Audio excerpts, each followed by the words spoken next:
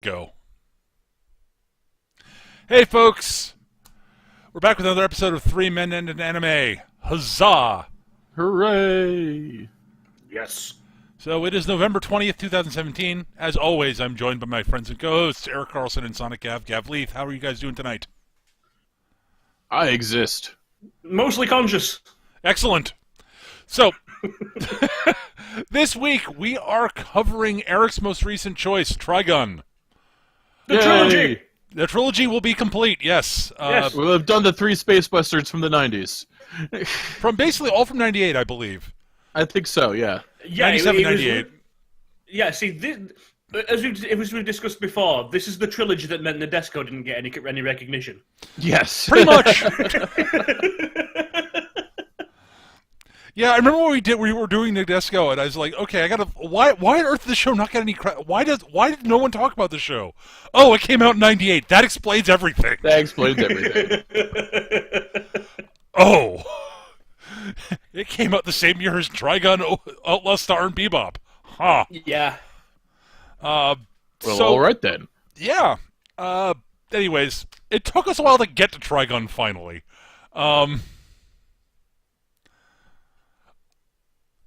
I'm not sure why. It just happened that way, I think. It just happened that way. Yeah.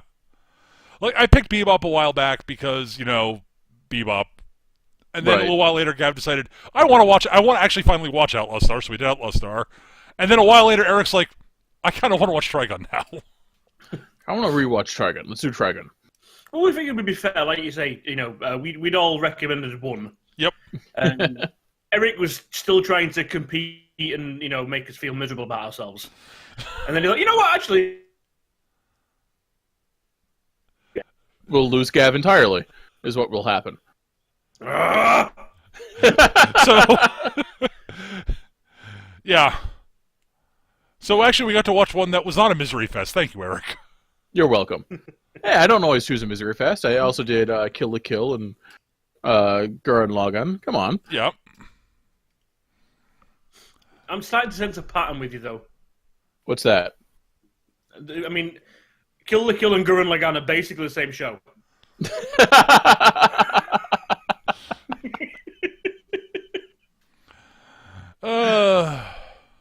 There are significant differences between I do have a... I have a type. I'll not argue it. At any rate, so Trigun. Okay, so Trigun is a simple, straightforward 26 episode series. 25, 26? Mm. I think 26. I think it's 26. That Yeah, it's sounds about 26. It's set in space. Well, on a planet in space, just not Earth. Yeah. It's set on Desert Suckhole 4, the Desert Suckhole planet. Yeah. I don't think they ever actually named the planet. They other never than named saying- they never named the planet. It's a colony planet from humans colonized some random desert world, which for reasons which you find out later in the show. It's not like they were going to choose this planet. They didn't really have an option. Yeah. And oh lordy, it is it's got about as much to recommend it as Tatooine. The planet sucks. It's, yeah, very little surface water, if any. Hostile wildlife. Generally just sucks balls to be on that planet. Yep. And the story is it's actually got probably the simplest story of any of the three big three, honestly. Yeah. It really is the story of Vash trying to track down his brother Knives, who is a horrible person. Yes. Well, it's Vash dicking around until he eventually decides, you know what, I need to go track down my brother Knives because he is making everything terrible for everyone forever. Yes. Specifically to torment Vash. Yes. Because he's got a hate on for his brother for reasons. Because he's a psychopath. Yes. Vash is simultaneously... I'll admit, he's a weird character, because he's simultaneously the fool and also the stereotypical lone gunman who just wants to be left alone. Yeah. Oh well, sorry, no, he doesn't want to be left alone, but he wants to be able to just get on with his life and not be hassled by things. Yeah. He doesn't want to be bothered by stuff. He just wants to live happily, quietly, and hanging out with people he likes hanging out with, and eating donuts. Yeah. And This is ogling not pretty a ladies. bad goal to live up to, honestly. No. I don't want to. I don't want to make anybody's. Don't want to make anybody's life more difficult. I don't want my life to be difficult. I just want to chill, look at pretty ladies, hang out with people I like, and eat donuts. Yep. This sounds like a pretty good life, honestly. I have trouble faulting him for it, And Vash is a genuinely good guy. Yes. Vash is practically saint-like, honestly. Sometimes to his fault. No, Yes. indeed, to his fault. His life is harder because of how good a guy he is, and he's fully aware of that. He is fully aware of the amount of injuries and scarring and just like near-death experiences he's had because of his refusal to compromise on his morals. Yep. Yeah, he's pretty inflexible when it comes to certain aspects of his code. The main one being is he doesn't kill people and tries to prevent people from dying as much as possible. He's very much the killing's bad. I will not kill people, and I will not allow you to kill people. That is how it goes. Yep, his goal is to save everyone, always. Yes. And at whatever cost, he will take no matter how much injury it causes him, and he'll honestly, he also will absolutely favors, saving somebody's preventing someone from coming to harm over property. Yeah. Property damage is whatever. You can always rebuild. Not a big Yep. deal. But dead is dead. People die when they are killed. Vash is the kind that literally, if you told him, no one on this planet will ever die before their time again. If I could put a bullet in your head, he'd say, "Yep, go for it." Done. Yeah. Of course, that's assuming Vash didn't go, I have no reason to trust you, strange, mysterious stranger. If you could prove that to him. Yeah. If you could actually prove that, he would totally be down for that. Almost certainly. But yeah, Vash is. Now you might be wondering, why do we call him a lone gunman? Because he is a lone gunman. He uses a wanders gun. around in the desert. He doesn't by kill himself, people. and he uses a giant fuck-off revolver to not kill people. He's that Amazing damn what you can do good. with a giant fuck-off revolver when you're really, really good with it. in the very first episode, to set up the premise, we get introduced to a couple of girls. Who I won't go into them until we actually start discussing the characters, but a couple of girls that are basically trying to track him down, and they're asking information about him in various areas. And I mean, there's no sort of implication of currency or anything like that in this sort of thing, but it's like this guy has a bounty of big numbers. $60 billion double dollars. Yeah, so like $120 billion. Yeah, so it's like some random, pointless, space currency. It's random. It is insert space currency here. 60 billion of it. Yeah, exactly. And it's a ridiculous amount. And they basically represent the insurance company that have to keep having to pay out every time Vash shows up. And bad things happen to the place he shows up. Yes. Yeah. As soon as you mention his name, they call him the humanoid typhoon. People are absolutely terrified of him. The mere mention of his name sends people evacuating towns and all the rest of it. And we lose Gav. Yeah, he causes all this damage, and it's like there's a throwaway line you almost miss, and it's like, oh wow, okay, that's a lot of fucking money. Okay, how many casualties? None. Yeah. Wait, what? Yep, no one died. Nobody died. Like, an entire town was literally destroyed. Nobody died. The fuck? And the first time we see Vash is he's sitting in a bar having a drink. And we see a bunch of people step out or in front of the bar, line up, like, pull out a huge variety of heavy firepower. Saw the building the bar is in half, just completely just obliterated.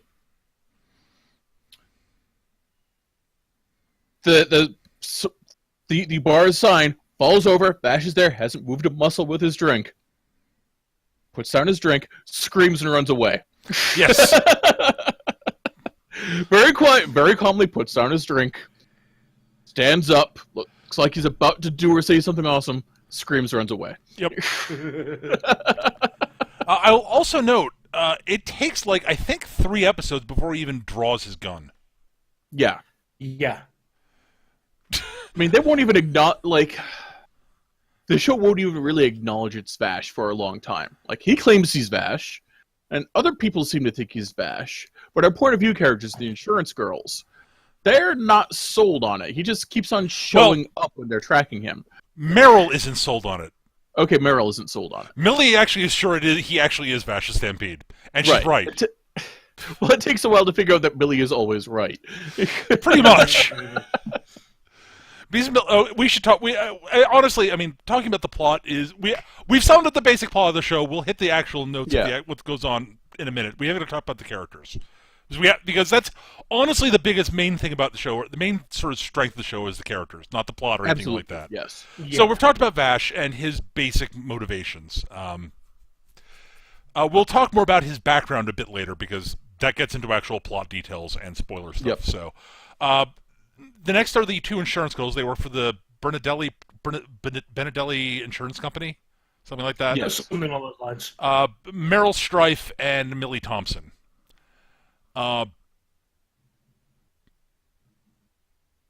They are a study in contrast between the 2 of them, though they very clearly get along very well.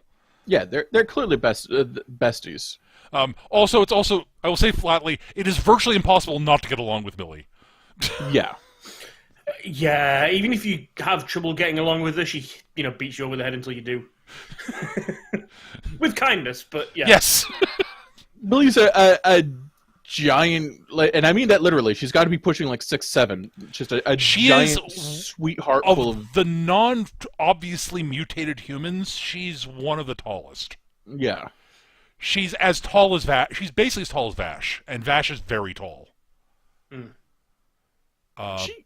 She's actually taller than him. You might she is. Ridiculous haircut. Oh yeah, you always forget Vash's stupid haircut. Yes, Yeah. she's as tall as Vash if you factor in his hair. Yes. Yeah.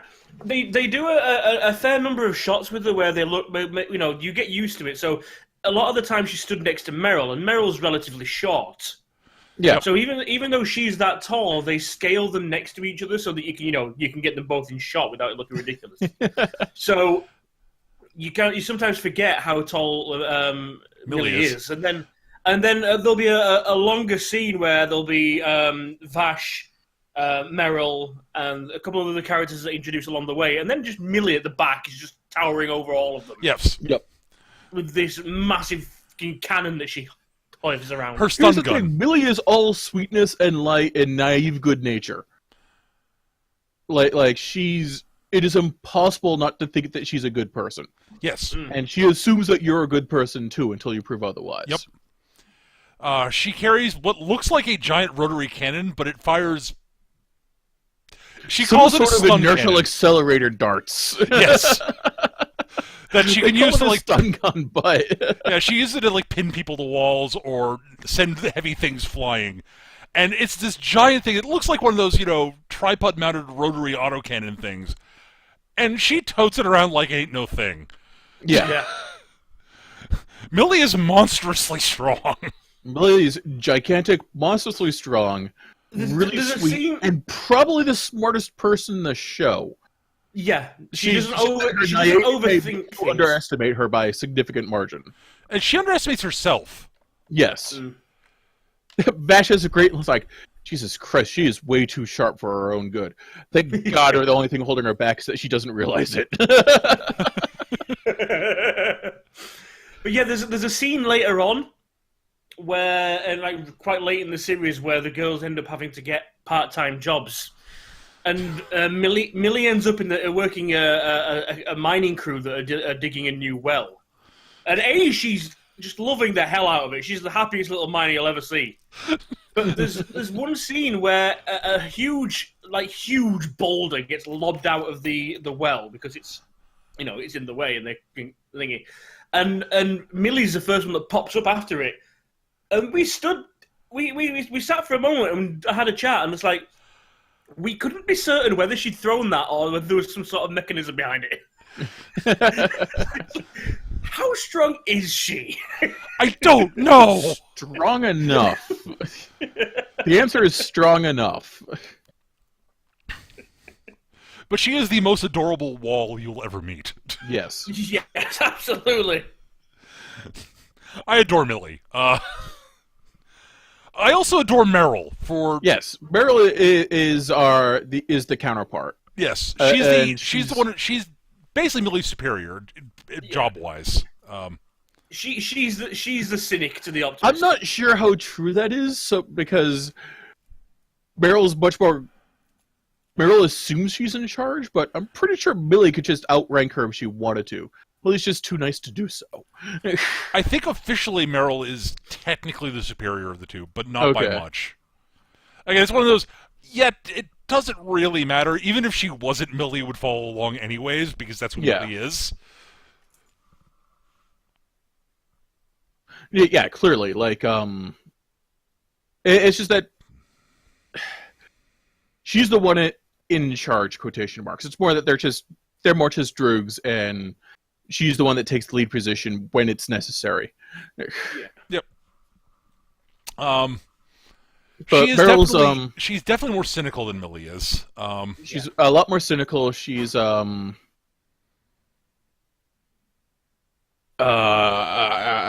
obviously intelligent. Yes. She's also they're both smart. Yes. Meryl knows she's smart. Yeah. Is the big difference. And Millie, I think Millie doesn't, it's not just that Millie doesn't know she is, she doesn't care that she is. Yeah. It's irrelevant to Millie as far as she's concerned. Mm. She cares more about being a good person and nice to people. But it's also true that both of them. Remember, these are basically insurance agents. Yep. Two, one who looks really small and well, not frail, but small, and she's quite petite. Is Meryl. Yep. And Millie, who is a giant, 10-year-old. And they get sent out by this insurance company into the wilderness of essentially the endless Wild West. To track down Vash the humanoid typhoon. Yes, the most dangerous person on the planet. And which tells you that they're best agents or the ones they like the least. Or possibly both. Yes. And I will say this.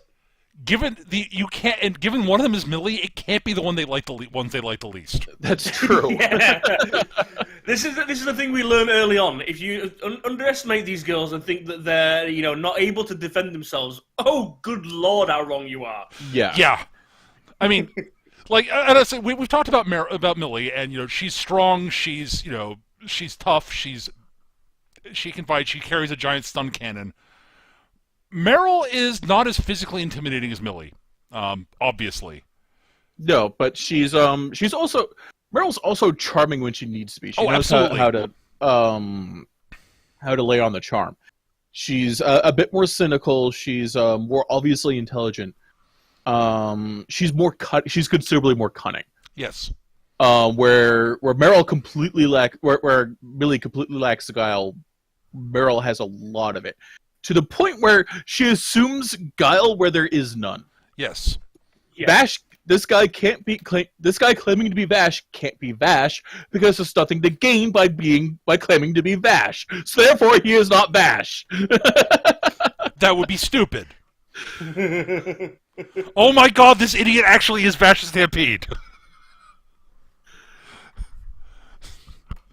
The only way I could have been wrong is that Vash Stampede is actually an idiot. Apparently, Vash Stampede is actually an idiot. See, this you'll find a lot of this show. You get a Vash. Vash plays the idiot Yes. by a long margin. He's by nowhere near as dumb as he comes across. Absolutely not. Vash is the guy who would rather be thought of as a fool than a liar.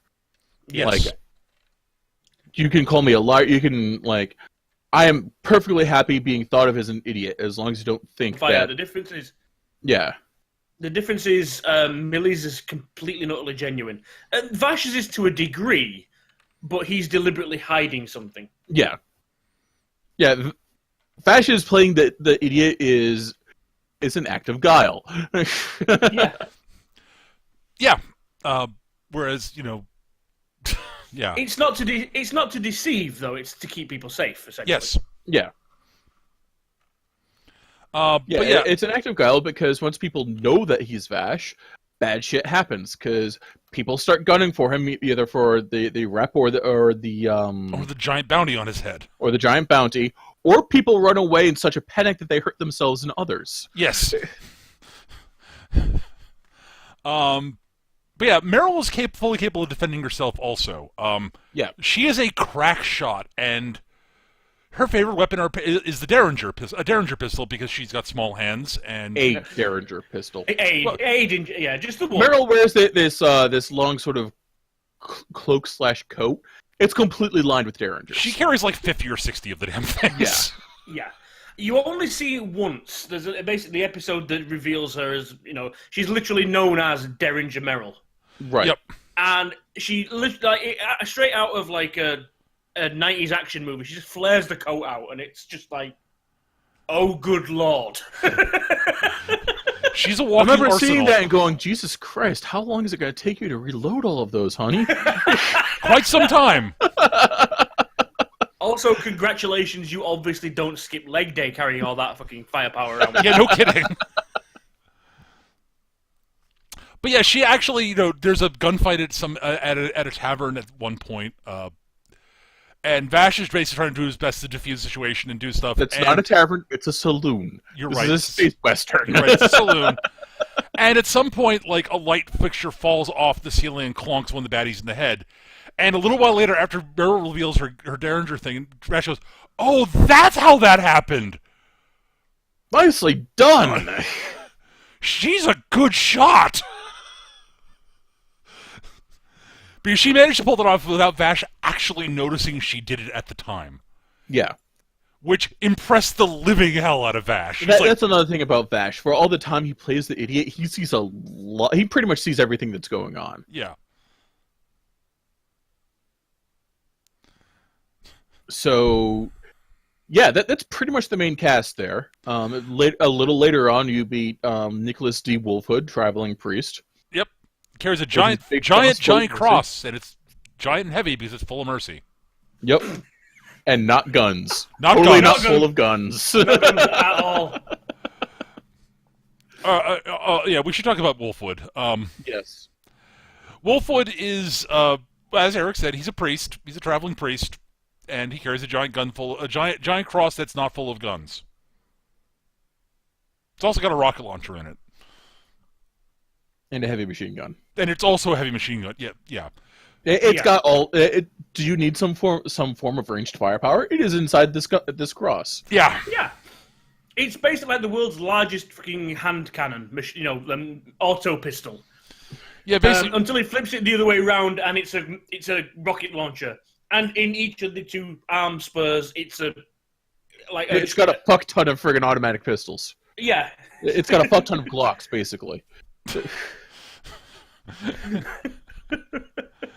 Now you might be wondering, why would a priest need this many guns? Well, have you seen the planet they're on? That is actually a valid answer. It's not the actual answer, but it's a valid one. And again, we'll get to sort of more about... So, Wolfwood is... Wolfwood's a traveling priest, and he's the most pragmatic of them. Yes. He is the one most willing to cut corners to achieve a greater goal. Yeah. He's also used very much as the counterpoint to Vash. So Yes. they're both gunmen. You know, as much as he's a priest. They're both gunmen that pretend not to be gunmen. Yes. He's the almost on par skill wise in most competitions. And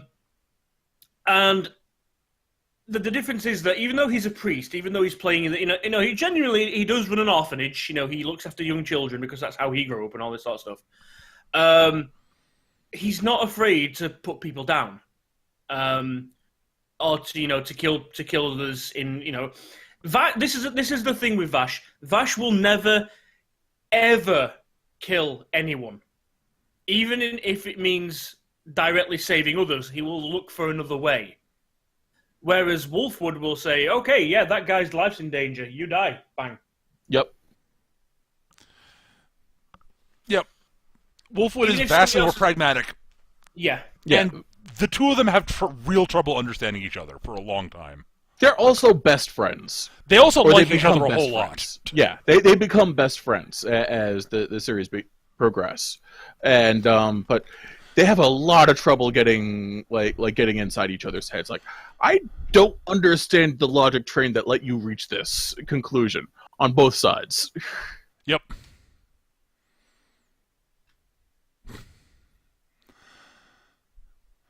So, and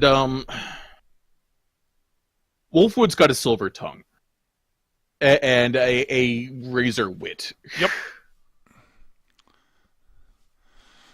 Yeah. And he's really, really likable. He's really, really likable, and deep down, he's even more cynical than Meryl. Yes. By a big stretch. Oh, absolutely. And he desperately wants to be a good guy. He really wants to be a good guy. He doesn't want to be so cynical, but he just is. It's like, yeah, his basic reaction is, yeah, I know what's there. I've seen it. I can't pretend I haven't. Well, that's I wish I could do what Vash does, which is that's it. There, but be a good guy about it. A lot of the conflict he has with Vash is just because, for the longest time, Wolfwood saw himself as the good guy gunman, Right. and then he met Vash, and it's like, oh, you're kind of better than me. I mean, You're better at this whole good guy, heart of gold gunman thing than me. That sucks. Yeah. though he has an issue, he does have a bit of an issue with Vash's complete unwillingness to kill.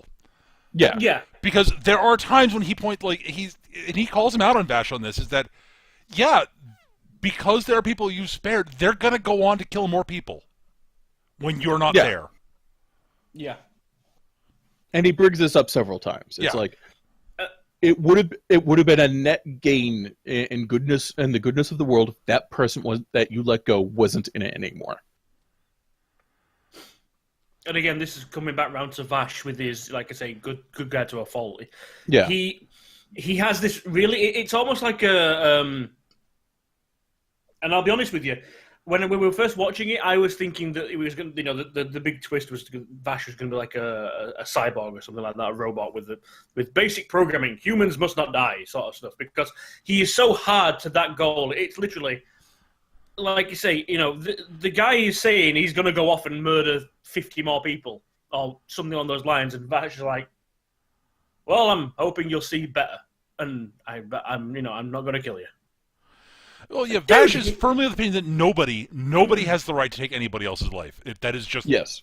no matter what. That's it. It's like a hardwired command in his, to his head. It's like, no one has the right to kill anyone. Yeah, but they're gonna go and do it anyway. No one has the right to kill anyone, so I'm not gonna do it, and I'm not gonna let anyone else do it. What about when you're not here?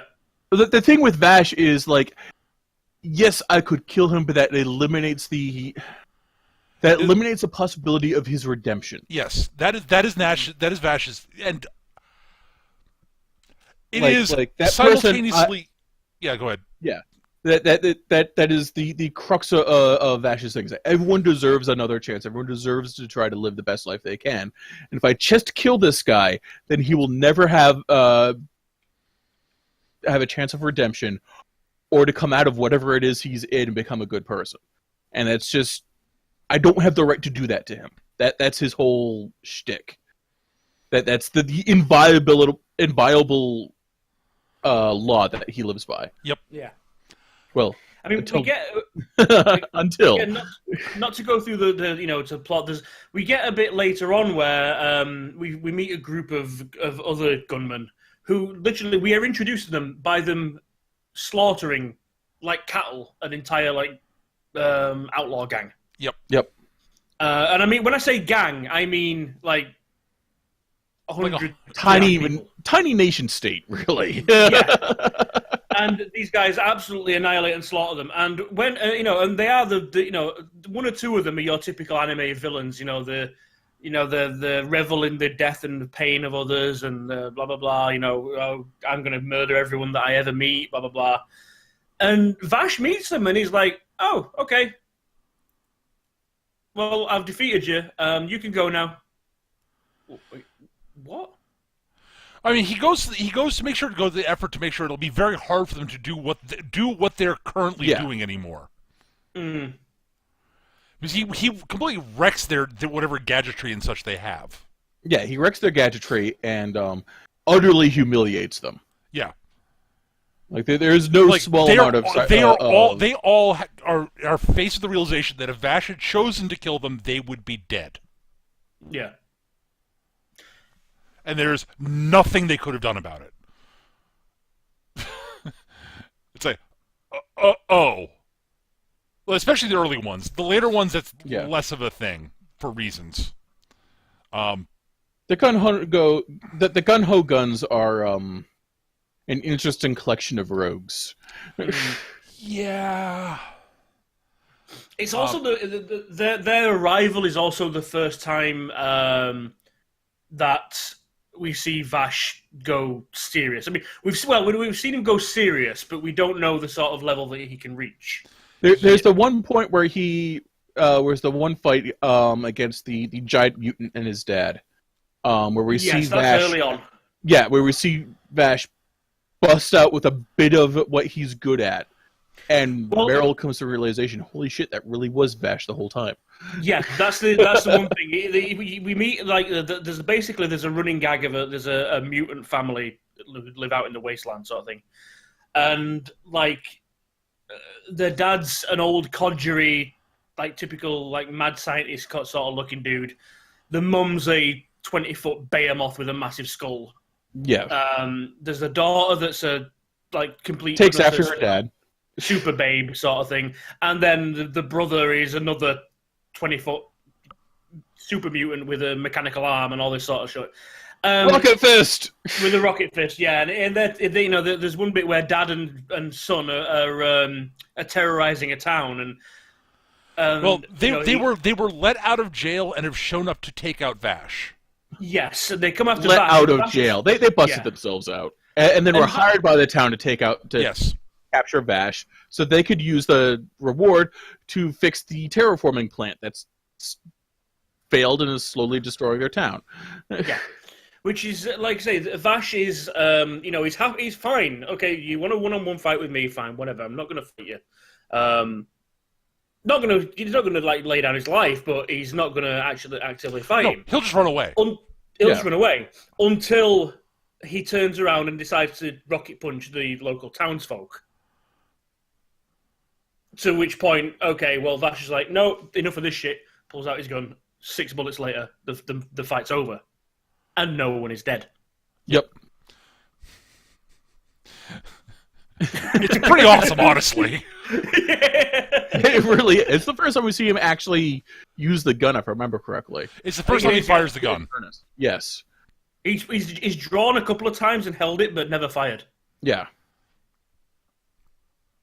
The whole time, the dad's taunting him and poking holes in Vash's whole philosophy and all that other stuff.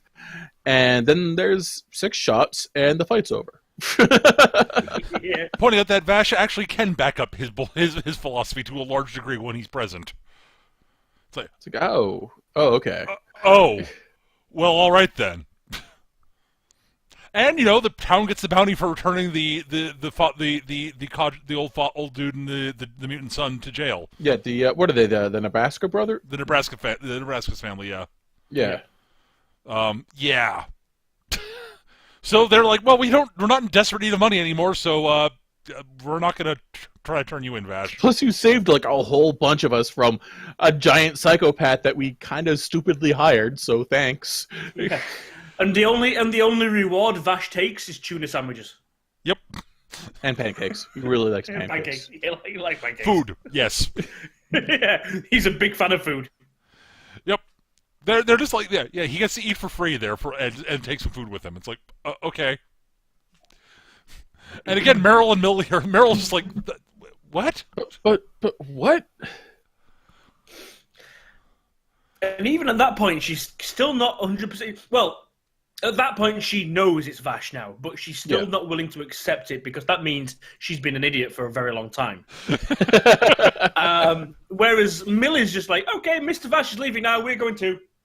And she's like, no, it's not. That can't be Vash. But the best part is Millie had figured out like the first time they met him. Yeah, yes. Like, no, that's Vash. That's clearly Vash. But there's a great line where red coat, ridiculous hair, giant gun. That's Vash. Where Meryl basically says, "How could anyone possibly see that was Vash?" But it's like, I saw it was Vash for the first time we met him. She's like, "Yeah, you did. Yep, you did." And to be fair, he does do some stupid things, like ridiculous feats of badassery. Right off the bat, even though he spent the entire first episode playing the fool, we get that little hint of what he can do. He never draws a gun. No, but he utterly embarrasses the guy, the main bad guy. That's it. Yeah. Utterly and completely. It's just like, Vash is hilarious. At any rate, things get really start getting real when we're just the Gung-Ho Guns, as Eric pointed out. But right before we're introduced to them, we're introduced to their leader, Legato Blueford. Is it Blueford? I thought it was Blue Summers. Blue Summers, you're right. No, that's what it is. Legato Blue Summers, yeah. Legato Blue Summers. Who is, Legato's kind of great. Legato is interesting. Yes, he's a psychopath. Legato never raises his voice. Not once. He's always calm, cool, and collected. He's profoundly sadistic. Yes, he is. And a nihilist. And a complete and utter nihilist, yes. And as it turns out, telekinetic. And telepathic. Yes, sort of. He's definitely telepathic because he has several conversations with Vash telepathically. And he's able to control other people's actions, which he uses to kill a bunch of people while he's eating a sandwich. Yeah. Because they annoyed him slightly while he was eating a sandwich. Well, to be fair, it was the dude's own fault because the gang leader even said, like, dude, have you seen how he's dressed? Just don't fuck with him. Yeah, exactly. Dude, don't fuck with that guy. But my girl was looking at her. Yeah, don't fuck with that guy. He sees a room filled with a bunch of gang members and doesn't care. He's just eating his sandwich. He's not carrying a gun, and he's sitting at the bar eating. I'm gonna shoot his fork out of his hand. Bang! Oh, and now everybody's dead. Congratulations. At the time, the boss is like, "Oh, fine, we'll have to back up our dude. Okay, we're all gonna kill you." It's like, well, that's unfortunate. And Legato basically forces them to kill each other. Yeah. Yeah. Legato also has just this wonderfully discordant, like, almost early industrial theme song. Yes. I hesitate to call it a theme song, but it's sort of a lurching, screeching beat that follows him. Yeah. That I really enjoy. It reinforces the degree of dissonance he brings to the show. Yes. I mean, this is also, like I say, this is where we start to get a hint of, like I say, the weird powers and sort of stuff. Legato is our introduction to the, I wouldn't say supernatural, but definitely, super normal. Super normal, yeah. So they start. This is where the Western ends and the sci-fi, the space Western starts, so to speak. Largely, yeah. Here's There's a the thing, little they bit, never explain Legato's powers either. He's No. just No. well, stuff happens around him. Well, there's a lot of stuff that they don't explain. Like, I mean, Right. actually, no. The show actually does a really good job of show don't tell. Yes, there's a scene, for example, where it starts to go into Vash's backstory, and I'm not going to until we're ready to get there. But essentially, what happens is we've already mentioned the terraforming plants, and Vash ends up locked inside a reactor while it's about to go, critical. And after about 5 minutes, the reactor shuts down, and he just walks out. It's like, yeah, fine.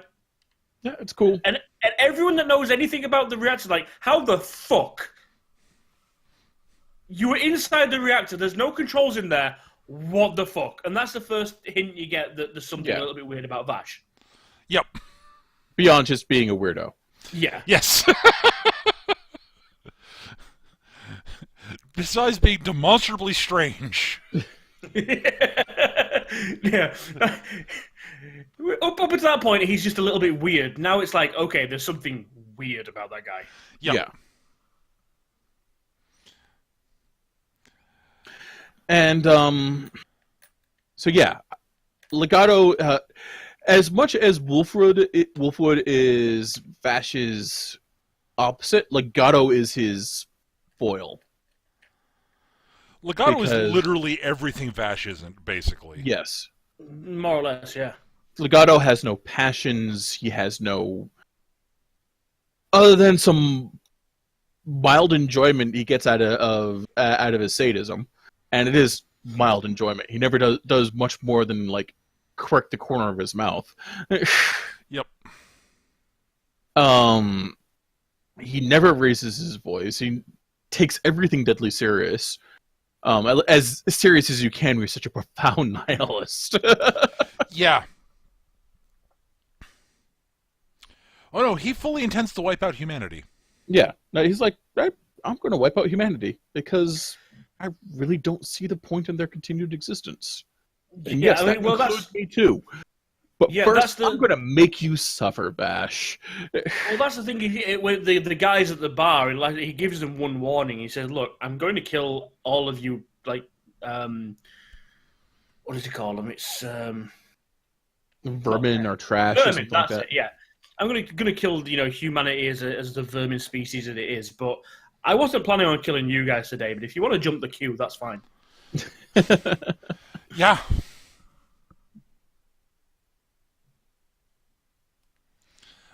Yeah, so, and he's basically, six the Gung-Ho Guns on Vash. Yep. And they go after him basically one at a time. A couple times they go two at a time. Usually when it's multiples, it's one of them jumping in front of, trying to jump in front of someone else. Yep. Until the second to last time when three of them intentionally show up simultaneously. Yep. Yeah, they're all mercenaries, and although they're all part of the same group, they are definitely out for their own glory. Yes. There's a weird sort of cult aspect to them too. They're all in service to Legato for something more than just money. Yes. Even though some of them it varies by member too. Yes. But I mean, the first one that we meet, I believe he's Monev the Gale, I think. Yeah. And this is the someone pulls an old boy on Monev. That they lock him in a basement for 20 years and tell him, train like a motherfucker. When you get out, you'll have a target. Once that's done, you will be set for life and be able to do whatever you want. Yeah. And he's this ridiculous dude in a ridiculous, Power Ranger villain costume with Gatling gun arms. And he's just a complete and utter engine of destruction, and they send him after Vash. And Vash... it's the first time we start to see Vash get serious, because he recognizes as an actual threat nearby. Well, he's trying to pull the like, I'll scare everyone off and leave Monov out into the desert where I can lose him and it'll be the end of it. And then Monov is just like, you know what? I could chase them all through the city, or I could start gutting down civilians, and that'll draw him to me. Yeah. And that's when Vash gets angry. Yeah, Yes. It turns out that was possibly the worst decision Monev has ever made in his life. Yeah. Because he, like I say, the Gatling It does in gun fact bring Vash to him. yeah. And it turns out you don't want this. Yeah, he literally just, he mows the lawn, so to speak. He just levels the Gatling guns and fires in all directions. And Vash sees the bodies. And Vash blames himself because Monev was trying to get to him. Yeah. So, Don't be Monev in this situation. on the plus side, Monev lives. Well, through Vash. For a little while. Vash Vash doesn't doesn't kill him. Vash comes damn close.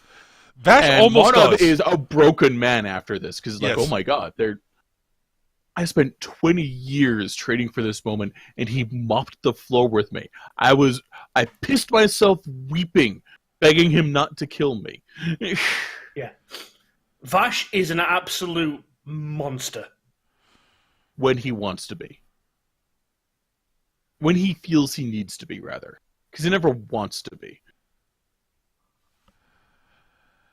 It's like everything, despite the fact that he's got all the guns in the world, every time Monev raises a hand to do anything, bang, his gun's gone. Bang, his gun's gone.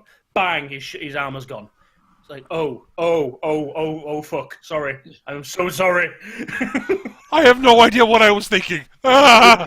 These were not the consequences I was intending. I apologize. Please don't kill me, Mr. Angry Vash the Stampede. Yeah. Please. So, yeah. Needless to say, the other Gung-Ho Guns don't deal with failure very well. Yeah. Well, a couple of them try to, and then the others decide to make an example of them, so, Yeah.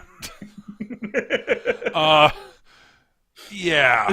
There's a couple of great scenes that I do want to come up with. There's one who, I think she's the second of the Gung-Ho Guns we actually see, which she's called Dominique the Cyclops. Right, yeah. And essentially her shtick, I mean, not to spoil it, but her shtick is she has limited range hypnosis. So she mesmerizes people in a split second, just enough so that she can move and reposition herself, and they think she's teleporting. It's literally like they daydream for a couple. She's in a position where she's like there. Except Vash is so fast that it's like she runs in, it's like and does her trick, and next thing you know, she stood next to Vash with her pistol right up against his the soft palate of his jaw, and he dodges the shot. And she's like, "Wow, you're impressive. I mean, admittedly, if I was trying, I could have killed you three different ways by now, possibly a fourth." And Vash turns around and says, "Yeah, you're pretty good. In fact, I'm guessing you didn't notice that I managed to remove 3 buttons by now, possibly a fourth, and a top falls open because Vash pops all the buttons off." And she's like, okay then. Oh, well, all right. And once Vash figures out what she's doing, it's like, no, this is not even a fight. It's like she teleports behind him and turns around just in time to see Vash's gun over his shoulder, just pointing straight at her head. She's like, oh, fuck. Yeah. All right, time to go. Time to rethink this strategy. It's a great little scene though. And this is what made me fucking laugh so hard. As we said, her power, she's not fast, okay? She's not a speedster. She can't teleport. She just mesmerizes people into thinking she is because it's like literally giving people sensory lag. Right. Yeah. And it shows it from a third-person perspective because Millie and Meryl show up, and she manages to get them both and Vash at the same time.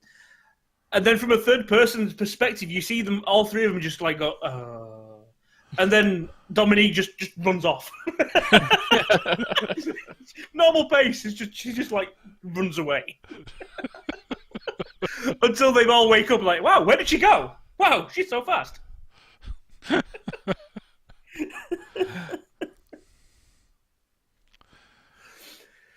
I mean, some of that's the one of the more creative skill sets. After that, they do get a little bit generic.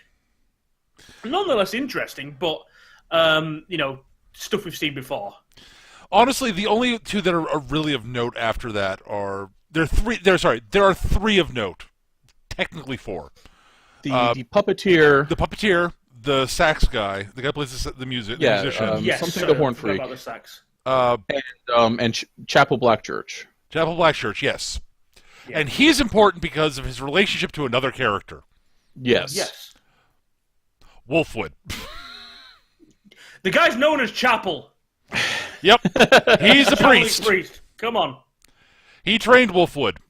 Wolfwood is supposed to inherit his position. Wolfwood is in fact a Gung-Ho Gun. Wolfwood is in fact a Gung-Ho Gun and is supposed to inherit Chapel's position.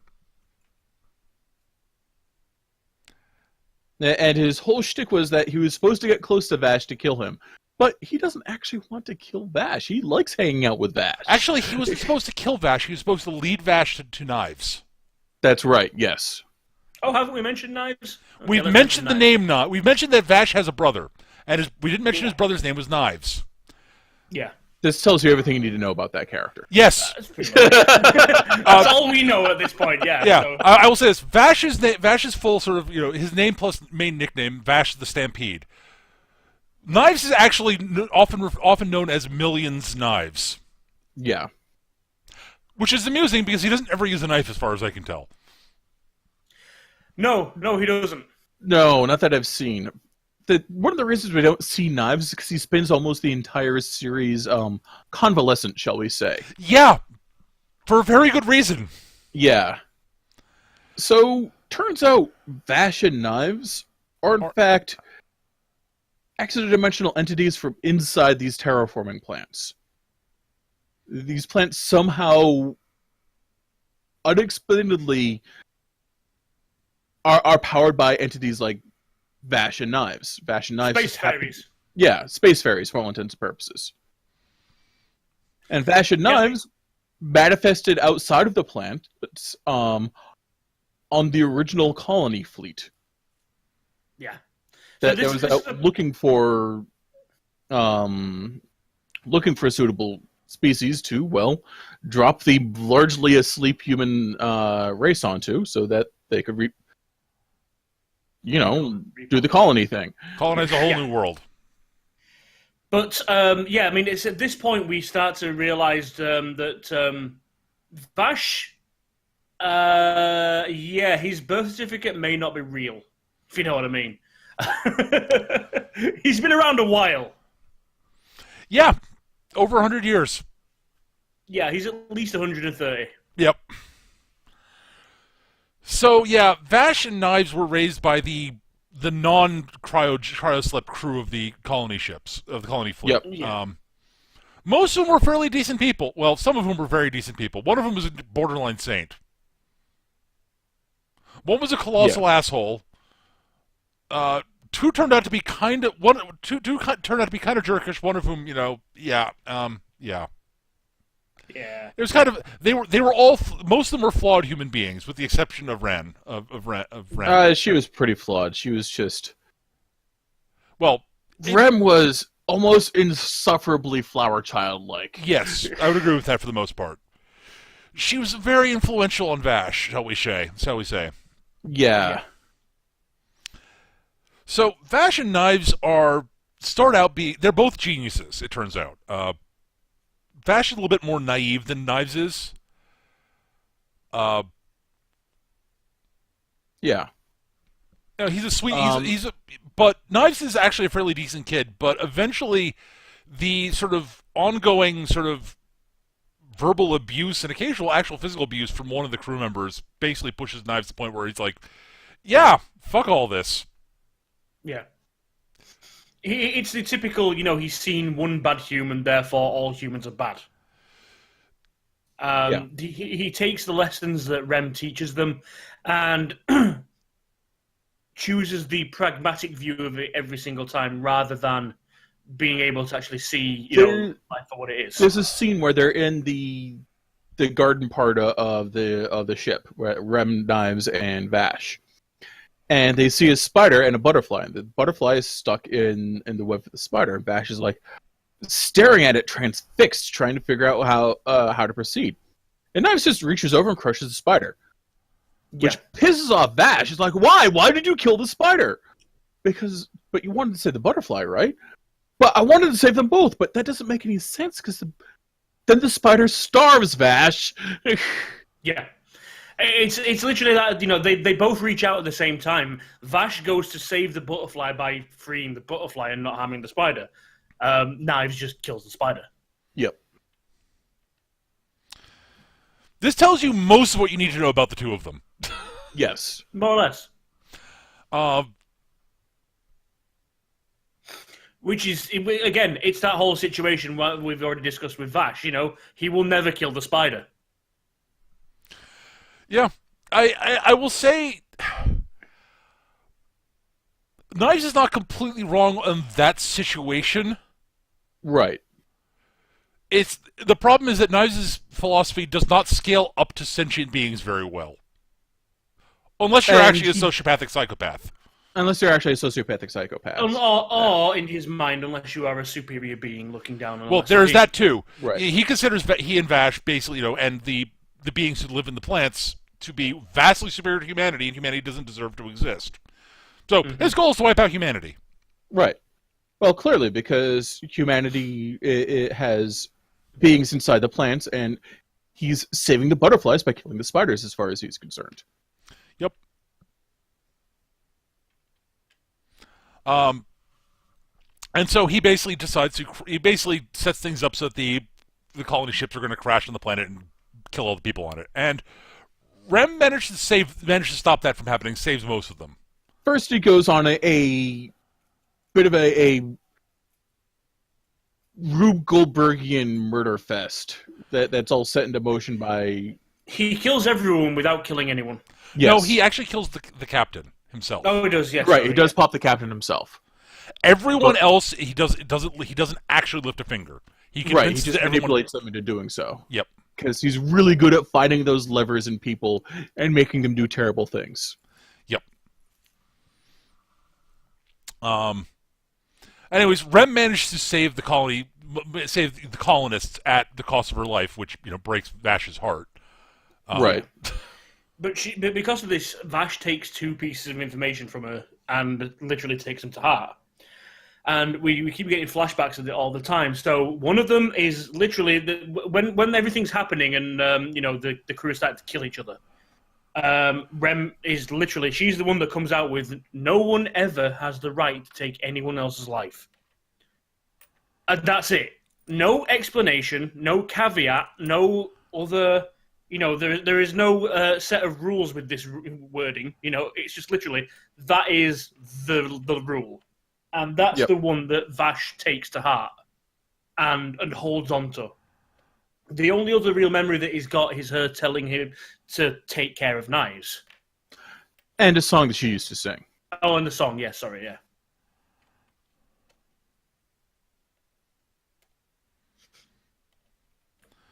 So, but, yeah. Yeah. But because of that, Vash, like I say, he lives his life by that one goal. And like I said, there is no explanation on that needed. There is no, there is no fine print. There is no ifs and ors or buts. It is, no one has the right to take anyone's life ever. Yep. Well, he almost pops Knives a few times. Knives is a bit tougher than that, though. Well, yes. they come into conflict a few times, especially once Knives explains that he's definitely going to try to wipe out humanity. Yeah. And every time it comes to blows, Vash wins the fight between the two because Knives can't comprehend the fact that Vash would actually raise a hand against him. Right. Like, the first time it happens, like, it's not so much that, like, Vash wins the fight so much as Knives is like, you shot me. Oh my god. you shot me in the leg. How? Why did you do that? And the second time when so Vash's gun is special. Knives made his gun. Knives made both his and Vash's guns. Yeah. And they have little microplants in them that can be activated that sort of absorb their arms, become giant friggin' death cannons. First time, the second time Vash raises a gun against Knives is after Knives has just killed the last remaining progeny of Rem. Specifically, her last descendant. That's what the word. Her last descendant. So there were no more ties to Rem in the world, so that Vash could therefore that wouldn't hold him back from wanting to wipe out humanity. Right. So Vash levels a gun at him, and Knives is just like, "Okay, you know what? Fuck you!" And he turns on the plant inside the gun, which absorbs his arm. And Vash is like, "Oh my god, what are you doing? How is this happening? This is what I built them for, dude. Why are you pointing at me? Are you seriously going to shoot me again?" Yes. I'm thinking about it. And he cuts Knives in half, basically. Yeah, which is why Knives spends the rest of this series in a tube. Up Not until that we the ever see the tube. We see like little pieces of it here and there. Yep, until like the last two episodes, basically. Yeah. And I will say this also: once Vash decides he needs to confront, he decides he needs to confront Knives. He's still not sure what he's going to do, right? Because there is a part of him that desperately wants to end Knives for all the horrible things he's done. Right. Not the least of which was getting Rem killed. You know, the woman he considers his mother. Killed, wiping out most of humanity, and actively trying to destroy the survivors. Yeah. And basically, manipulating the situation around Vash so that everybody Vash ever comes in contact with and cares about dies horribly. And sticking Legato on him. Yeah. It should be noted Legato has Vash's right arm, Vash's right or left arm. Vash's left arm is cybernetic. In that second conflict, Knives shoots it off of him. Yeah. Yeah. And Legato has it. It's how he's able to track Vash throughout the world. He gets that sort of, it's like a sympathetic link, shall we say. Yeah. So Vash finally decides that he needs to confront Knives. He needs to do something about him after Legato wins. Yeah. Well, he's thinking. He was still conflicted and thinking about it before that happens because he's talking about it with Wolfwood. But it's not until he speaks with Merrill that it actually, Well, it crystallizes after Legato gets his little victory. Yep. Yes. Yeah, so and Merrill's the one that puts him on the path, lets him decide on a path to what he needs to do. This is the thing. So what I was saying a minute ago about, Vash takes it hard and fast. That's, that is Rem's rule. No one has the right to kill anyone ever. Right. And at that point, again, I don't want to spoil because it's actually a good show. I would recommend going and watch it anyway. Well, there's a bit we have to spoil, I think, and we're coming up on it. Is this Legato? It's Legato. It's there are two things we have to spoil: Legato and Wolfwood, and because they're important character moments, and we have to talk about them. Okay. Well, so I'll say this right now: if you do not want this spoiled, tune out now. Watch the series. Come back. Yeah. So that being said, I will cover Legato because this is the bit that actually I kind of liked. We should talk about Wolfwood a little bit first, though, because A, it's chronological, and B, it informs what comes up next. Yeah. Okay. Because Wolfwood has basically spent a lot of time, he's been palling around with them, and, he's become very fond of the entire group. Vash has become his best friend, and he's fallen in love with Millie. Yeah. He and Millie become an item. Yeah. Largely because they have a lot of fun just joking around with each other. Yeah, they just get along brilliantly, and Yeah. he thinks she is just an unbelievably sweet woman, and is and she's just like he loves. And he sees exactly just how smart she is. Like he sees it almost Yes. Instantly. Yeah, Plus, she can hold a drink, so that's fun. but he likes her a lot, and she falls for him because despite his gruff, cynical, bastard outer layer, at his core he's a good man, and he genuinely cares about people, despite his rampant cynicism. Yes. Because he wants to be a good person. He wants to help people. He's just really cynical. And an assassin for hire.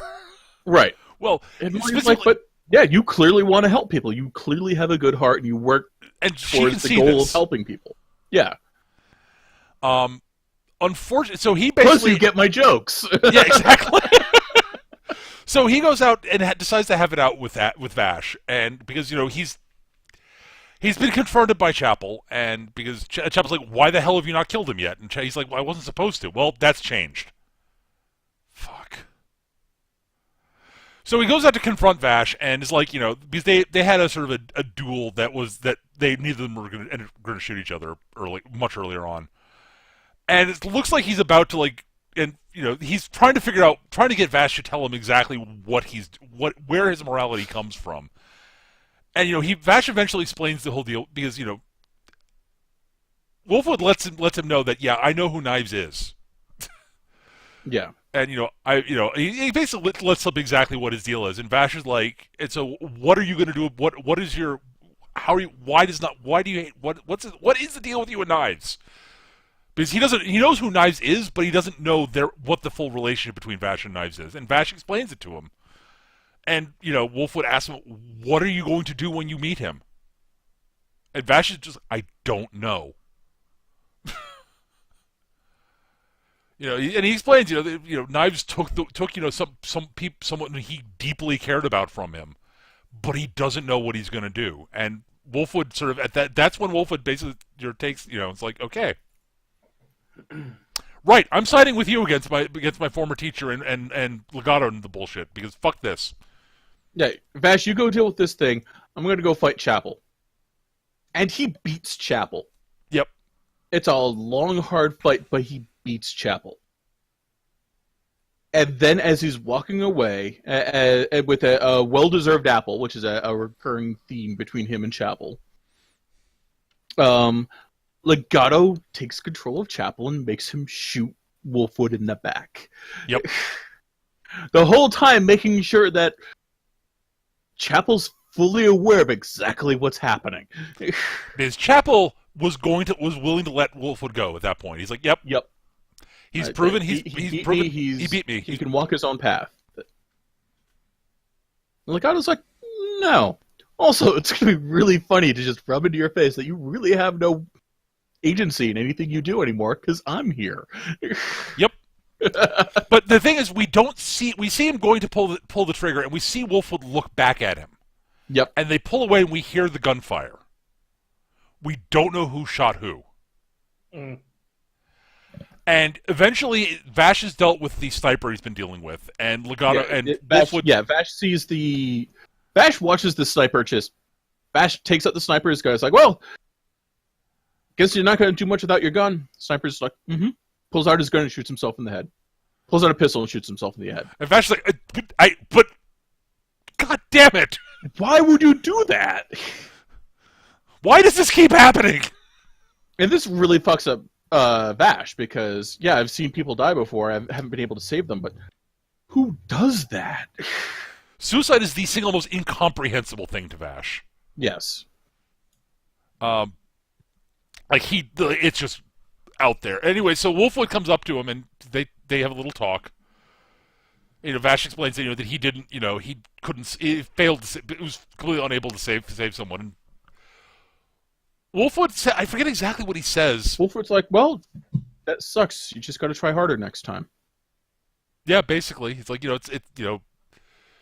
yeah, I respect. Because Wolfwood's come to respect. It's like, yeah, I totally understand and respect your ethos. And Vash's like, but I failed. Yeah, that's part of being human too. Yep. It happens. And then Vash sort of looks down, thinking, but yeah, looks up and sees Wolfwood's gone. Looks down and sees a trail of blood. Yeah, because Vash never looks up. He's literally navel gazing this conversation. Yep. And he sees the trail of blood as you get to see Wolfwood. We cut to Wolfwood in a church leaning on his cross. And has his moment of talking to God. And it's a good speech. Pretty good. It's a pretty good scene. And it's sad. Yeah. And he passes away. He dies. And there's no dialogue in the rest of the show other than Millie screaming and just... Yeah, there's no dialogue in the rest of the episode. Yeah, it's clear that they've told Millie what happened, and she breaks down. Yeah. Because before that, she basically tells Meryl that, Wolfwood told her to stay there to stay safe and until he comes back, and it's very clear. Yeah. She knows now he's not. Because Meryl comes in, hearing all the gunfire, is like, Millie, what the hell are you doing in Wolfwood's room? And she's like, are you okay? I'm not leaving. I can't leave. He told me to stay here. I have to stay here. Until he comes back. Fully aware of what's going on and is freaking out, but no, it will work out. I just have to stay out of it. I have to believe it will work out. I have to believe that Wolfwood can win. And or that Vash will... Ideally, that Vash will win. Because at this point, she thinks it's Vash versus Wolfwood. And that's right. Yes, that's right. Yeah.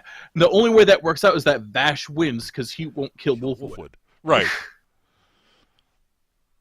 But it's worse than that. Yeah. And God, God, poor Millie. Yeah. But she comes through it actually remarkably well. I mean, she's very clearly afterwards very sad. But she's Millie's tough as fucking nails. She is. Yeah. God, I love that woman. She is a great character. I adore her. But yeah, then there's the bit with Legato, and Gav, you wanted to handle this, so...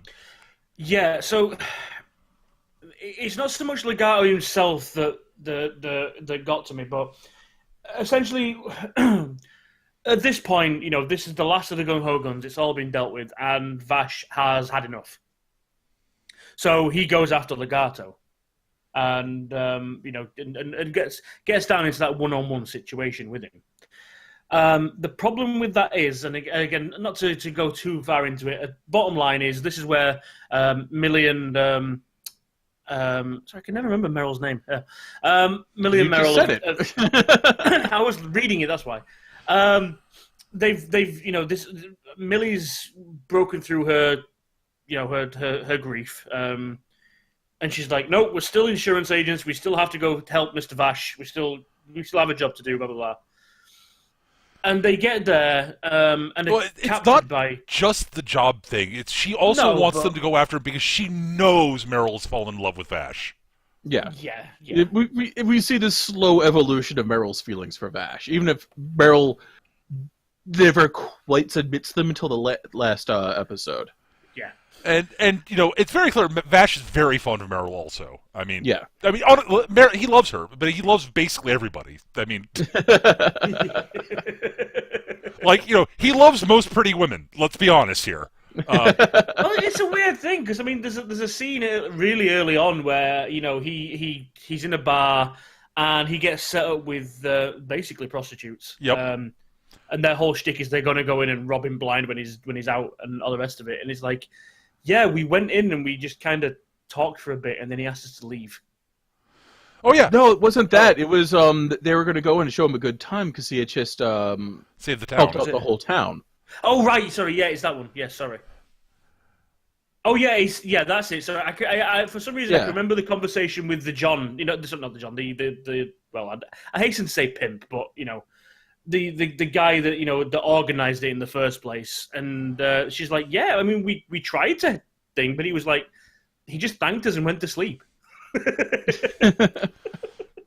So he's all innocence, and Oh, yeah. He plays the lusty fool and tries to. Oh, sure, but it's also very clear I'm not saying anything like beyond that. He's very clearly fond of women. Yes. As people.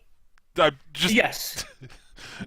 Oh no, he's not a lech or anything like that. But right. If he sees, it's like Brock from Pokemon. If he sees a little girl, if he sees a pretty girl, he goes over and he'll try and date her. He'll try and get a number and all this sort of stuff. He's like, oh my god, can I get to know you and all this sort of stuff. But yeah, he's all innocence and everything else after that. But I honestly think the biggest sort of sign that Vash genuinely cares about Millie and Meryl is that at certain points he basically tells them, you guys can't, you can't stay with me. It's not safe. Yeah. Yeah. Because he knows what will happen to the people closest to him. Yeah. And unfortunately, in this instance, the girls kind of ignore that and go after him anyway. Yep. And they come across this guy who's just lying in the road. And they try and help him up, and he's got a strangely blank expression on his face. And a bunch of other guys with a similar expression come around the corner, and it's basically guys being controlled by Legato. And Vash and Legato are having their standoff. And Vash gets the upper hand. Vash basically wins. And he's got his gun to Legato's head. And Legato's daring him to do it because Legato doesn't give a shit. He's human filth as well. He doesn't mind, whatever. Oh, Legato says flatly that that he totally deserves to die at Vash's hand. He totally acknowledges that. Yep. Absolutely. Yeah, totally. Vash, you totally deserve to kill me. After everything I've done, I deserve to die at your hand. But Vash won't. Thing to justice we'll ever see in this world. You should do it. And he still he absolutely blankly refuses until Legato pushes the envelope a little bit and brings Millie and well, before that, he brings Meryl. in a bunch of the controlled guys to start shooting at Vash. He's like, "I'll kill you. Oh, they're going to kill you if you don't kill me." And Vash still won't. Yeah. Vash is like, "No, okay, fine." And then he brings out Meryl and Millie and starts hurting them. Yep. To the point where Vash has no choice and pulls the trigger. He basically says, "You're going to have to pull the trigger with your own free will to stop me from killing those two, and then you." And Vash kills Legato, and this breaks Vash completely. Yeah. I mean, they've taunted him for a long time that he walks around pretending he's all innocent and all the rest of it, and it's like, just because you didn't pull the trigger doesn't mean you don't have blood on your hands. Yep. But this is the first time that Vash has ever pulled the trigger on anyone other than Knives. Yep. And even then, he wasn't trying to kill Knives. Yep. No. And the scene where Legato dies is great because there's no fanfare, nothing to it. It's just, you hear the gunshot, and Legato drops amusingly, like a puppet with its strings cut. Yep. And that's the scene. Yep. There's none of the pornography of violence, to use a term. Yep. None. The controlled guys just, they stop. They come to their senses. Yep. And that's it. Yeah, and Vash is a wreck for a while after that. Yeah. Yeah, a few times he just tries to lift. Millie and Meryl drag him to the nearest town and help him rest and heal. And a number of times he just tries to walk off and leave, despite his injuries. Vash does not come out of this unharmed. No, he's badly injured again. Here's the thing, though. Legato was never actually trying to kill Vash. It was very much a suicide by Vash the Stampede, because that's the worst thing I can do to you. Yeah. Yeah. And it gets to the point where the local townsfolk find out who he is, and they remember the death and destruction at other towns nearby, and again they do the whole where they blame him. And at this point in time, Vash is all about the blame. He's like, "Yep, absolutely, blame me. I'm responsible. I'm a murderer. I've taken lives. I deserve to die." He's bought into Legato's bullshit. Yeah. And they drag him out by a rope around the waist. They just drag him out into the desert. And there's one guy who lost a child in the destruction. It wasn't Vash's fault, but he absolutely blames Vash. Mm-hmm. And he's got a gun to his head. Amusingly, the guy is dressed as Han Solo, but that's beside the point. But Millie, Meryl, and this is the crowning moment of Meryl's arc. She charges out and stands between him and the gunman, and she starts to speak about how the evil of other men and all this sort of stuff, and how Vash is the only one that's ever stood up against that sort of stuff. People are alive because of Vash. Yeah, there's evil things in the world, and it follows him around like a fucking lost puppy. But he's the one that fights to make sure things aren't even worse than they are.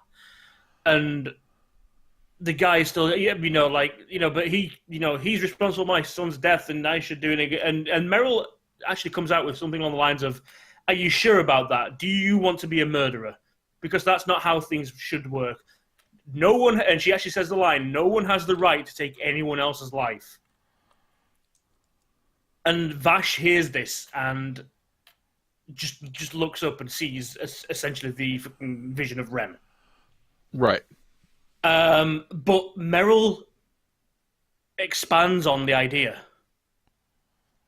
And so, she said the line, but she's got the entire rule book. She's not just hit the headline. She reads the fine print as well. She explains that in certain situations, some people are if they're allowed to exist, they're going to keep causing this trouble. He's not one of them. He's the one that keeps those people from doing more damage than they can. And it's at this point where Vash actually, like say in his own head, that one guiding tenet that he's had the entire time is finally expanded. He doesn't. It's not that he loses the guilt, but he realizes that Legato is something he's going to have to deal with. But it was a necessary evil. Mm. Because, like we've said already, and as Wolfwood tried to explain to him, Legato's existence. You're agonizing over this one kill, but you've just saved Meryl, Millie, all of those guys that he had mind control, because damn well he'd have walked them off a cliff as soon as he was done with them. Oh yeah. Or all the other people that could have been avoided, all this death that you're not thinking about, all these people that would have been alive if Legato had been dealt with sooner. True, although he doesn't lose his. I'm going to look for the third option first. Right. Oh no. I mean, Vash clearly still does not want to kill people. He doesn't want to know, and he will go to an extreme lengths to avoid doing so. Still, is what is the implication, as we find out in his final confrontation with Knives. Yep. Where because he reaches the epiphany of, I'm going to save Knives because of Meryl's speech. Yeah. Well, this is the other thing. So he again, the other thing that Rem left with him was, take care of Knives. And his understanding of the meaning of that flips 180. So it's not, look after Knives. It's no, take care of Knives. He's going to be a problem. Take care of Knives.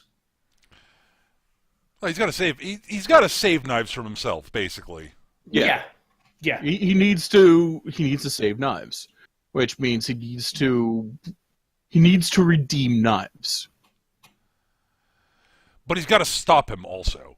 I mean, yes. There's... Yeah. And it's basically Vash's realization that, he's not emotionally crippled at the thought of taking life. Now, there are necessaries. He can still be a good man. I'm not saying he's going to go all gung-ho and start, murdering anyone that crosses him. But he can still be a good man, but even good men have to draw the line somewhere. I think I think his epiphany is more that he needs to take an active role in it's more in rehabilitating people. Yeah. You can't just keep them from killing people, then move on. You need to take an active role in rehabilitating them, and that's his deal. Excuse me. That's it. That's what he's planning to do with Knives. He's going to rehabilitate Knives. Good luck with that, but yeah. I don't know. Yeah, at any rate, it's so he goes off. They have their final showdown, and Vash wins. Yeah, it's a pretty good showdown. Yeah. Oh, it's an excellent one.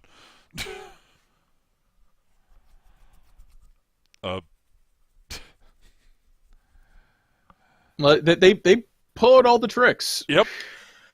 Well, there's also the bit where when he's setting off to go and confront Knives, Millie comes over, hefting Wolfwood's cross.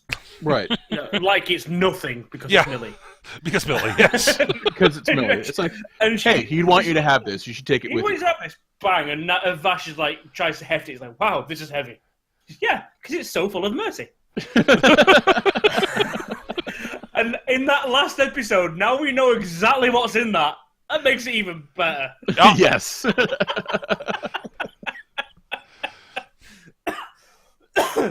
Revisiting that line is just great. But yeah, you see this, the image of Vash just walking through the desert with the cross on his back. Yeah, he brings it with him to the confrontation with Knives, and he thumps it into the ground, and eventually he comes back and actually it ends up saving his butt, having it there. Yeah. Well, yeah, because Knives basically managed to get hold of both guns. Vash's gun. Yes. And, goes double arm cannon on it. And Vash hears the voice of Wolfwood in his head. He's like, dude, it's right next to you. Use it. Vash's like, oh, yeah! Oh! Lets his hand drop. And because, essentially, when we first meet them, Knives is sat in like an oasis kind of situation. And with the first time one of these cannons goes off, everything's just a dust bowl. Yep. And Vash's arm drops right into the grip, the pistol, the handle of Wolfwood's cross. It's like, oh, bang!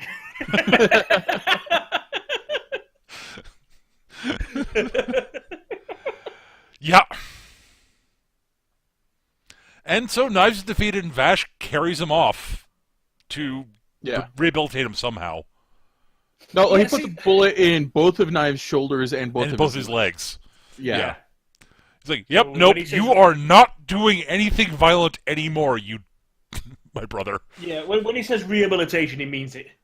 Yeah.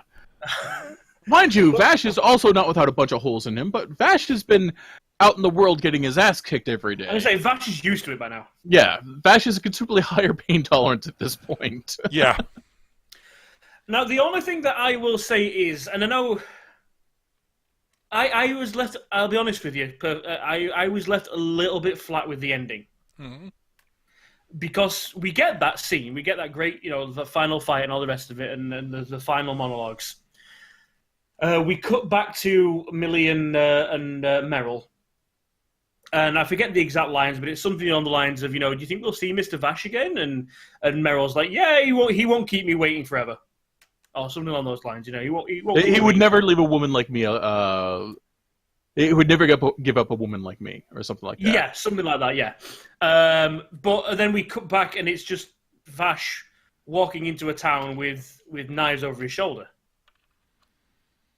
We don't get any. I mean, admittedly, for a quick moment, if you were just watching that scene in a vacuum and you didn't know the story and everything else, you'd assume that Knives was dead. And he was just carrying the body back. For me, at the very least, looking at that scene in it, like I say, as a one-off sort of thing. I mean, yeah, it's implied obviously that he's bringing him back to rehabilitate him, but that's all we get. We get one little scene where it's just Vash walking, into the sunset with knives over his shoulder. End of show. Yep. I just feel that was a little bit. Yeah. I agree. A little bit rushed. I agree. There was no. There should have at least been a callback to because I understand that Vash is accepting now of his responsibility to the world with knives in it, but it would have been at very least nice to see Vash get that chance to go back to that life that he wanted. To at least show that the happy-go-lucky Vash is still there, or something. I don't know. It's just a little bit. It's a little too open-ended an ending. I agree with you. Actually, Yeah. It's just the show just sort of stops almost. He gets It's the not badass walking into the sunset, and it's like, no, we need. That's not the character that Vash is. Here's the thing, though. That's so spaghetti western. Oh though. no, I agree. I Clearly on understand. I purpose. totally know why they did it that way. I totally agree. Yeah. That's Shane and the Dirty Dozen, and yeah. Oh sure. I mean, But in each of those films, you've got that. You've got the line. You've got the speech on his way out. Vash doesn't even get that. He gets the showdown, and then walks off into the sunset. That's it. And literally, apart from that one line from Millie, from Meryl, and that's only her being, presumptive. As far as we know, Vash has just walked off into the desert to do nothing and disappear. And I honestly think no. I think that Meryl's right. He will come back for her because, yeah, he clearly cares about her too, and in a way greater than for other women. Like, yeah.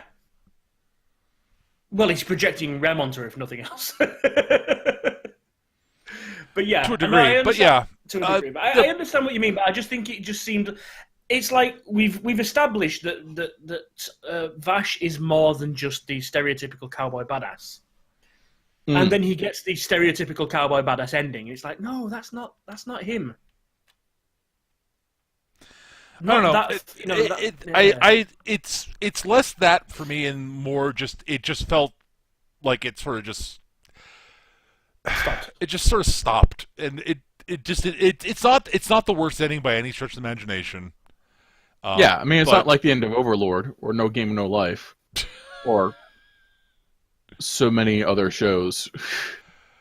Yeah, well, yeah, but like it's for a show with a conclusive ending, it's not that conclusive an ending. No, it's oddly enough, but it's fine. It's the Nadesco ending. Yeah, kinda. Stars are now. Bye. Yeah, kinda actually. I'm gonna be honest. I found it much more satisfying than the Nadesco. Oh, I would agree with that actually, but yeah. Like it's not See a Space Cowboy, but little is. Yeah, no. No, it does not kick you with the balls the way Bebop does. No. Just like, and thump. Oh, for fuck's sake. I saw that coming. I've seen it coming since episode 3, and yeah, no shit. But yeah, so yeah, that's Trigun. It's a really good show. It really is, and so we've talked about this a bit, and it's part of the trilogy sort of almost of space westerns that came out all basically within a year of each other. Yes. They basically all came out in '98, which is Bebop, Outlaw Star, and Trigun, and they're all good. They're all really good. Yes. My personal opinion, I think Gav and Eric will agree with me on this, is that it's the weakest of the three. Yes. No, I will agree. Trigun is definitely the weakest of the three. It's also the one that's most heavily rooted in it's the other two are space western. This is western in space. Yes. Yes. Well, I mean, the big thing is that Bebop has a really heavy leavening of not just western but Yakuza movies. Yes. And film noir, and yeah, Bebop draws from a lot of different places. And Outlaw Star is the most science fiction-y of the three. Yes. Most space opera-y. Yeah, it's got a real heavy leavening of space opera in addition to the western elements. And, Bebop is the best written of the three as a actual story arc story. and dives into its characters the most. Yes. Outlaw Star is the more entertaining romp of the three. It is just pure entertainment fun. Yep. Trigun has a message, which the others don't Yeah. have. And it handles the message fairly well, but it's also somewhat ham-fisted at times. Yeah, no, I will certainly agree with that. It's got a message, it has something to say, and I really appreciate that. It's a little heavy-handed. Yeah. Yeah, and like I say, my issue with the message as such is because it was being delivered. I mean, and they were clever with it. It was being delivered by Vash. It was, and as I say, that wasn't the actual message. He'd got the message wrong For a long while, I would agree with that. Yeah. for a long while. He didn't, like I say, he didn't have the whole message. He only had the headline. And it wasn't until it came towards the end that the whole thing rounded out. But Yep. yeah, I understand where you're coming from when you say that. Well, I mean, it's the big thing is that for a large part of the show, the central sort of conflict over the message is Vash right or is Wolfwood right, and they're both wrong. Yes. That's that's the message. Wolfwood realizes it first, right as he's dying. Yep. It's a good show, but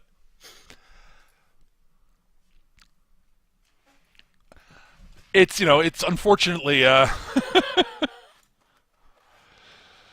yeah, unfortunately and again, when we say it's the weakest of the three, this is not saying it's bad. This is not saying it's even subpar. It's not bad. It's not. It is a really good show. You compare. It's unfortunate when you look at the show, you have to look at it in comparison to its contemporaries. Yes. Yeah. Which are both amazing. Hell, Bebop still holds up in almost every regard today. Yeah, it's Yes, like absolutely. I'll say this: Outlaw Star and Trigun, like don't ever look at them in comparison to Bebop for animation. It's not fair. No, Yeah, it's the animation. Dude, the half the animation shit that has comes out dated. today, don't look at Bebop. Bebop is one of the most beautifully animated shows ever. And especially for its time. It was Yes. also stylized in such a way that it doesn't seem to date. Yeah. And I will say that we mentioned this at the start.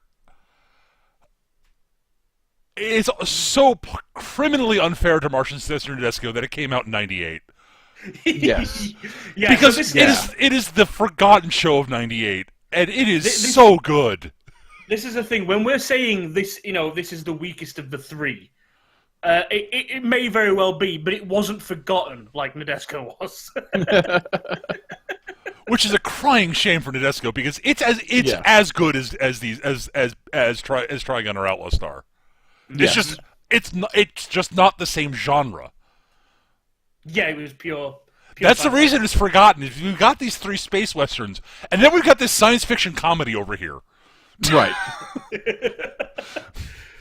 That is drawing on stuff like Yamato and Gundam and Mansinger. It's like, Yeah. Well, that's the thing. Bebop, Outlaw Star, and Trigun are all very easily consumable by a Western audience that hasn't watched a lot of anime.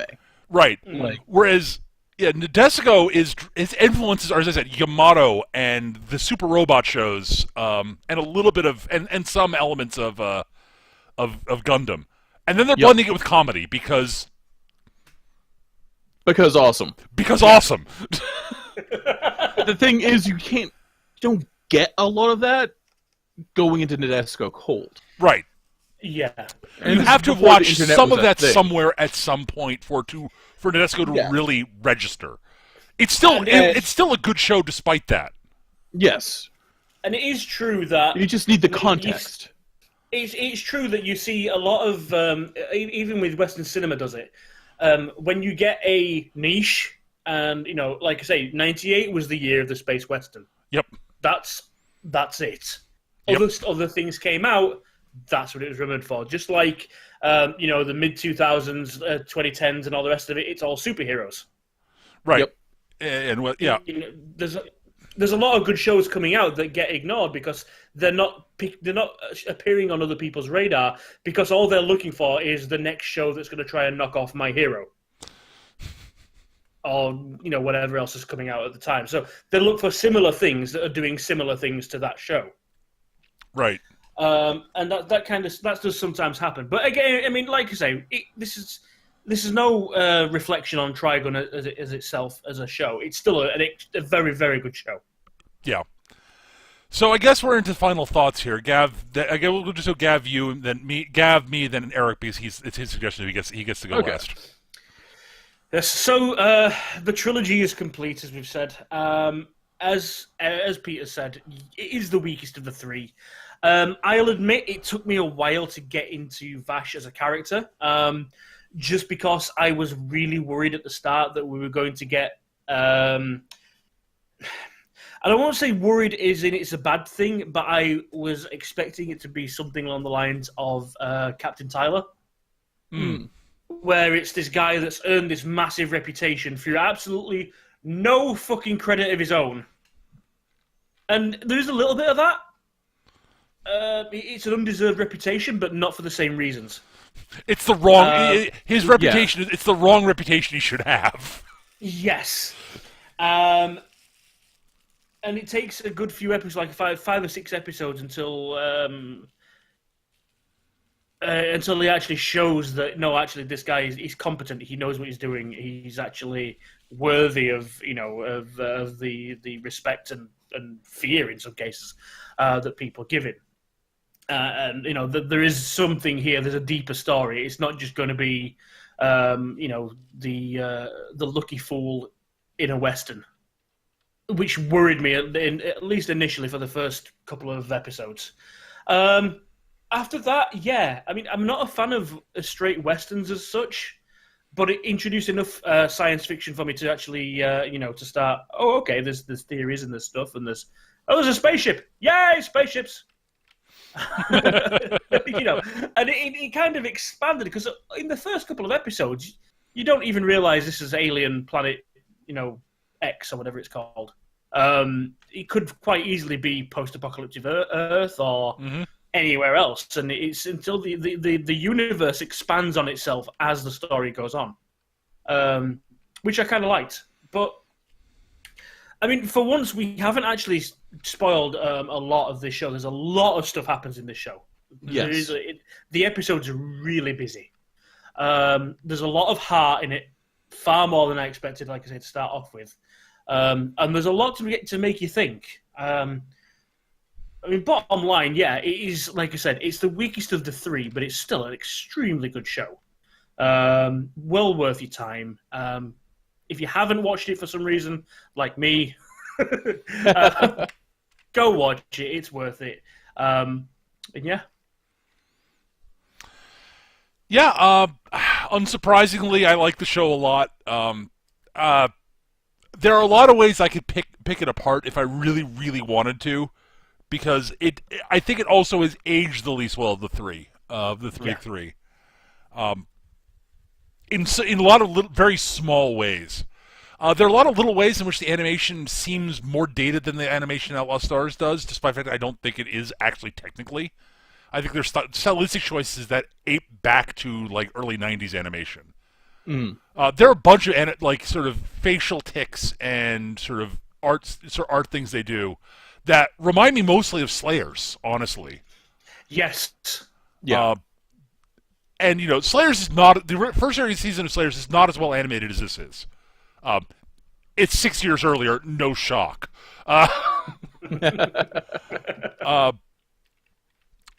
But it also didn't feel like this was significantly better than that, despite the fact I think it was technically was.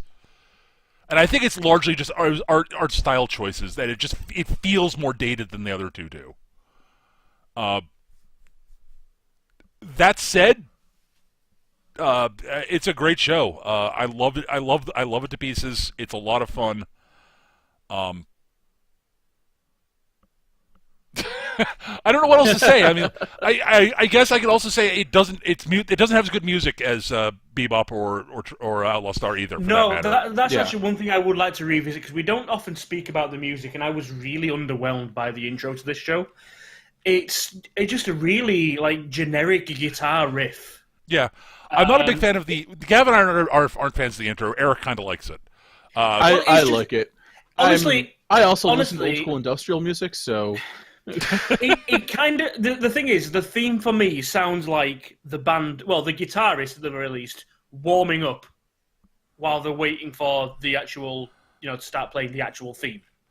There's a stinger every episode which again is just a little guitar riff. And then when it comes back from break, as it's supposed to, it's the exact same riff, just played in reverse. Yeah, that is actually just a part of the times thing. There's a lot of shows that do something similar. Yeah, it just feels. I don't know. I think the intro to this show just feels lazy. If I'm really honest, the intro, I agree with that. The music they use during the course of the show is actually good. It's just not as good as Outlaw Stars. I refuse to compare it to Bebop's. It's unfair to compare it to Bebop.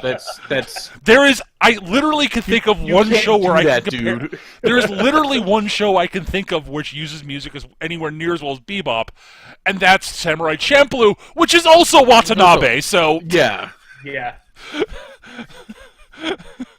It's like I'll give if you ever get the chance to chat anime with Peter. If you're ever talking anime music, don't forget to at least mention Bebop, otherwise he'll hit you. I was doing this the other day. I was actually listening to a couple of videos on YouTube, which was like top 10, top 50, top 100 anime themes.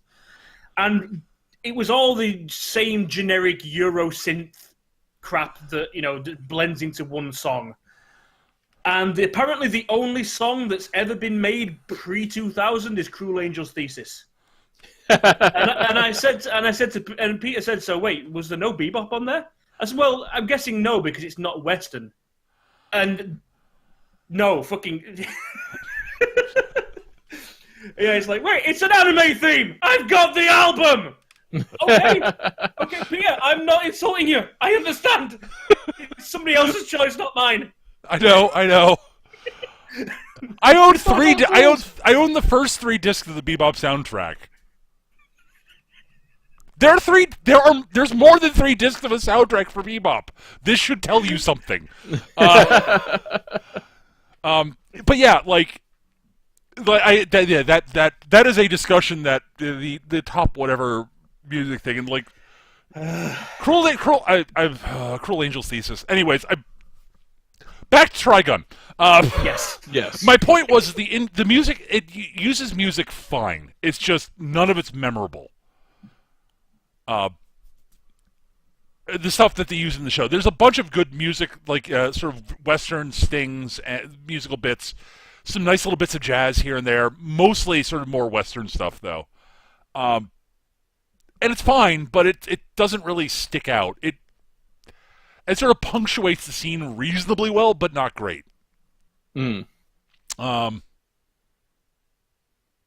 that's sort of. But other than that, like seriously, you can't go wrong watching the show. It's just a fun watch. That's my take. Eric, you got the final bit. Okay, so I really like Trigun. It didn't catch me when it first came out, watching on a bootleg tape the first couple episodes, but later on it really got me. And it's the weakest of the 3. Because it hasn't aged that well, and it doesn't use music as well, but it has something to say, and it says it really well, if a bit ham-handed. And it has a lot of really interesting characters that it spends a long time and a great deal of care crafting and presenting to you. Even like some of the throwaway Gung-Ho Guns are more interesting than half the shit you see in other stuff. Oh, sure. Yeah. And it's a classic for a reason. So when I say it's the weakest of the 3 space westerns, that's not a dig against it in any way, shape, or form. No, it's honestly the fact that both Bebop and Outlaw Star we consider them to be better says more about them than anything else. Yes. Yeah. And it's I dig it. Oh yeah, sure. Absolutely. Here's the thing, like Gav and Peter already made all of my points for me. So I could just say what they said again. I mean, how on am I about the animation, Eric? Is my question. You're actually dead on. It's okay. The big reason why it hasn't aged as well as some of the other stuff is because a lot of the stylistic choices with the animation are much more harken to an earlier part of the 90s, and it doesn't have that sort of classical feel that Bebop has, Right. Which itself was a radical departure from the style of the time, Right. And it doesn't, yeah, and Outlaw Star was just a little bit more cutting edge stylistically. Yep. And that sounds really shallow, but it's kind of true. Which means it shows its age more than the others. Yep. That was sort of my take. Not to say it's badly animated at all. No. It's again, you can't compare it to Bebop because Bebop is Bebop.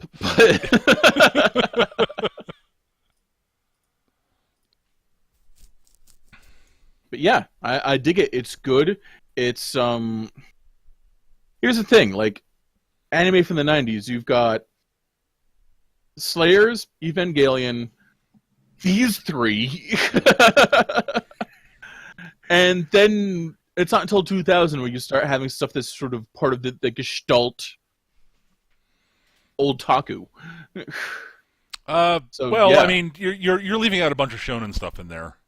Yeah, Dragon Ball Z doesn't count. And you know the Yes, worst it does, thing about Eric. it? As much as neither of us are fans of it, Dragon Ball Z most assuredly counts. It does not count. As does You know Sailor the- Moon. Yeah. Yeah, okay, Sailor Moon. I can't argue Sailor Moon, because without Sailor Moon, then there's no Madoka Magica. Uh-huh. You know the worst thing about it as well, Eric? You know the one show you forgot? What's that? Nadesco.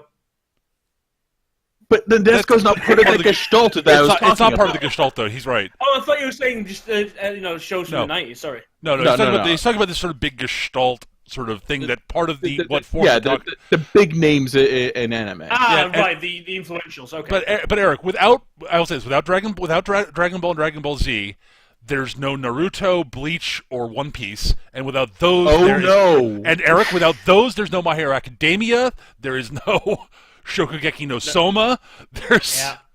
I call bullshit. There isn't. Dragon Ball. No, I know you're probably right, but I refuse to acknowledge it. So screw you. Dragon Ball and Dragon Ball Z are so influential. You have to include them. I know. I just don't like them. I don't either. That's not the same thing, Eric.